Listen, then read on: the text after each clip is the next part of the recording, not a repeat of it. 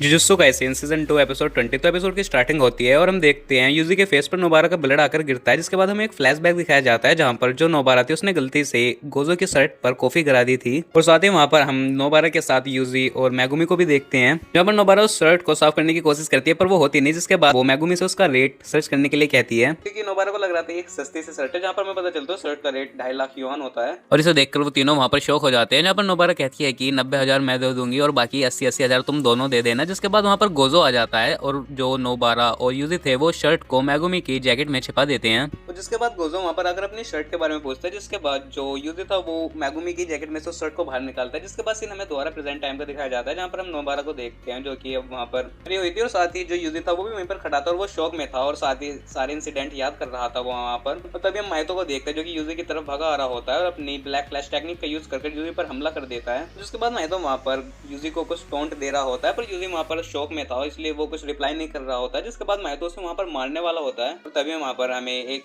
आदमी की एंट्री दिखाई जाती है साउंड ट्रैक के साथ, और वो कोई और नहीं वो तोड़ो होता है। जिसके बाद हमें दोबारा एक फ्लैशबैक दिखाया जाता है जहां पर नीटा और तोड़ो को देखते हैं जो कि वो ये B5 स्टेशन पर पहुंच जाते हैं। वहां पर वो एक निशान देखते हैं जहां पर उन्हें पता चल जाता है जो गेतो है वो यहाँ से प्रिज्म रैम को ले गया है जिसमें गोजो है, और इसलिए अब उनका प्लान चेंज है, वो पहले अपने दोस्तों को बचाएंगे। वहां पर टोडो कहता है कि मेरा भाई भी आसपास ही होगा, चलो यहाँ से चलते हैं। जहाँ पर टोडो की पार्टनर रहती है उसे पता नहीं चलता कि उसका कोई भाई भी है। बाद हमें सीन दोबारा प्रेजेंट कर दिखाया जाता है जहाँ पर जो टोडो था वो अपनी टेक्निक से लोकेशन को चेंज कर देता है, जहाँ पर मैं तो सोचता है कि शायद यही वो सोर्सर है जिसने हनामी को कॉर्नर कर दिया था। जिसके बाद हम टोडो के पार्टनर को देखते हैं जो कि कहते हैं कि वहाँ पर जो वो लड़की पड़ी थी मैंने उसे ट्रीट कर दिया है पर कोई चांस नहीं है कि वो जिंदा बच सकती है नहीं। जिसके बाद जो टोडो रहता है वो यूजी को देखता है जहाँ पर यूजी बताता है कि जो नानामी है वो मर चुका है और साथ ही सुगुना ने पूरे एरिया को ही तबाह कर दिया है, और जो यूजी तब उसकी कंडीशन नहीं थी वहाँ पर फाइट करने की, और यही चीज वो टोडो से भी कह रहा होता है। जो टोडो था वो वहाँ पर उससे खड़ा होने के लिए कह रहा होता है, पर तभी हम माइतो को देखते हैं जो कि हमला करने के लिए उनकी तरफ आ रहा होता है। और जो वहाँ पर टोडो रहता है वो एक लात मारकर वहाँ पर माइतो को एक तरफ कर देता है, जहाँ पर जो टोडो था वो यूजी को अपनी बातों से मोटिवेट कर लेता है, साथ ही उसे समझा लेता है फाइट करने के लिए। जो नीटा रहती है वो भी यूजी के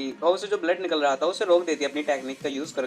पर नीटा बताती है कि उसने ये टेक्निक का यूज नोबारा पर भी करा है, पर वो गारंटी नहीं ले सकती कि उसकी पल्स अभी चल नहीं रही है तो वो बचेगी या नहीं। नोबारा को मरे हुए ज्यादा टाइम नहीं हुआ है अभी, तो 1-2% चांस है उसके बचने के, पर वो वादा नहीं कर सकती। जिसके बाद वो नोबारा की बॉडी को वहां से दूर ले जाती है। तो दूसरी तरफ हम टोडो वर्सेस माइतो की फाइट देख रहे होते हैं, जहाँ पर जो टोडो था वो अपनी क्लैप टेक्निक का यूज करके अपनी लोकेशन को चेंज कर माइतो को अच्छे तरीके से वहां पर बेवकूफ बना रहा होता है। वहाँ पर माइतो को उसकी टेक्निक के बारे में पता तो चल चुका होता है पर वो उसे हार्म नहीं कर पा रहा होता। वहाँ पर जो वहाँ पर माइतो था वो टोडो को फंसाने वाला होता है, पर तभी वहाँ पर यूजी आ जाता है और वो भी अपनी टेक्निक का यूज कर माइतो के ऊपर हमला करता है। जिसके बाद टोडो और यूजी दोनों वहाँ पर टीम अप कर लेते हैं दोबारा। दूसरी तरफ हम मेगामारू के डिवाइस को देखते हैं जो कि मीवा के हाथ में होता है, जहाँ पर जो मेगामारू डिवाइस था वो मीवा को बता रहा होता है कि अब बहुत देर हो चुकी है वहाँ जाने के लिए, पर जो टोडो है वो वही है बस जो वहाँ पर सर्वाइव कर सकता है। पर मीवा कह रही होती है कि वो उसे कमजोर समझ रहा है, जहाँ पर मेगामारू था उसने टोटो हाई के जो सोर्सरर्स थे उन्हें बचाने के लिए शिबुया से काफी दूर भेज दिया था, क्योंकि इन सभी सोर्सरर का कोई चांस नहीं था लड़ाई में जीतने का, इसलिए मेगामारू ने ऐसा करा। यहाँ पर मैं पता था जो मेगामारू ने ऐसा इसलिए करा क्योंकि वो मीवा से प्यार करता था और वो उसे सेफ रखना चाहता था। इसे देखकर मीवा वहाँ पर इमोशनल भी हो जाती है और वहाँ पर रोने भी लगती है। जिसके बाद जो मेगामारू था वो उसे लास्ट बाय वहाँ पर गुड बाय कर देता है और फिर वो जो डिवाइस था वो वहाँ पर ऑफ हो जाता है। सारी बातें जो बाकी सोर्सरर्स थे वो भी बाहर से सुन रहे होते हैं,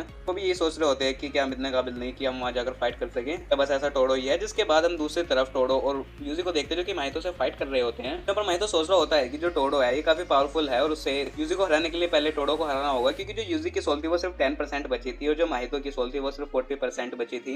जिसके बाद जो माइतो था वो वहाँ पर एक कर्स निकालता है, जिसके बाद वो उन कर्स को दोनों के पीछे लगा देता है। जिसके बाद वो दोनों भागने लगते हैं और वो दोनों अलग अलग हो जाते हैं। जिसके बाद जो टोडो था उसके ऊपर माइतो हमला करने के लिए आता है, फिर जो टोडो था वो अपनी टेक्निक में माहिर था इसलिए वो माइतो को दोबारा छिकमा दे देता है वहाँ पर। जिसके बाद यूजी और टोडो को दोबारा साथ हो जाते हैं और दोबारा वहाँ से भाग रहे होते हैं। जिसके बाद हम टोडो को देखते हैं जो कि अब अपनी टेक्निक का यूज करता है, तो अपनी फुल पावर में आकर एक पंच माहितो को मारता है, पर माहितो को वहाँ पर कुछ नहीं होता क्योंकि वो वहाँ पर कह रहा होता है कि तो तुम मेरे सोल को कुछ डैमेज नहीं पहुंचाओगे तो मुझे कुछ नहीं होगा। इसके बाद हम माहितो को देखते हैं जो कि अपनी टेक्निक का यूज करता है और उस एरिया को बाउंड करके वहाँ पर बहुत सारे कर्सेस को छोड़ देता है। जिसके बाद टोडो और यूजी के पास जगह बदलने का टाइम नहीं होता और ना ही उन्हें इतना स्पेस मिल पाता, जिसकी वजह से वो सर्वे भी फट जाता है। जिसके बाद वो बाहर आ जाते हैं, जहाँ पर माहितो यूजी से कह रहा होता है कि अब क्या करोगे, मितादोरी ये लास्ट टाइम है एक दूसरे को कर्स करने का। और इसी सीन के साथ इस एपिसोड का यहाँ पर एंड हो जाता है। तो आई होप आपको इस एपिसोड की एक्सप्लेनेशन पसंद आई हो, और हाँ अगर आपको इसके पिछले एपिसोड की एक्सप्लेनेशन देखनी हो तो उसके लिंक भी मैंने इस वीडियो के डिस्क्रिप्शन में दे दिया, आप उसे भी कंप्लीट देख सकते हैं। इस वीडियो में इतने में मिलूँ आपको नई वीडियो में नई फिर नई वेब सीरीज की एक्सप्लेनेशन के साथ। तब तक के लिए गुड बाय।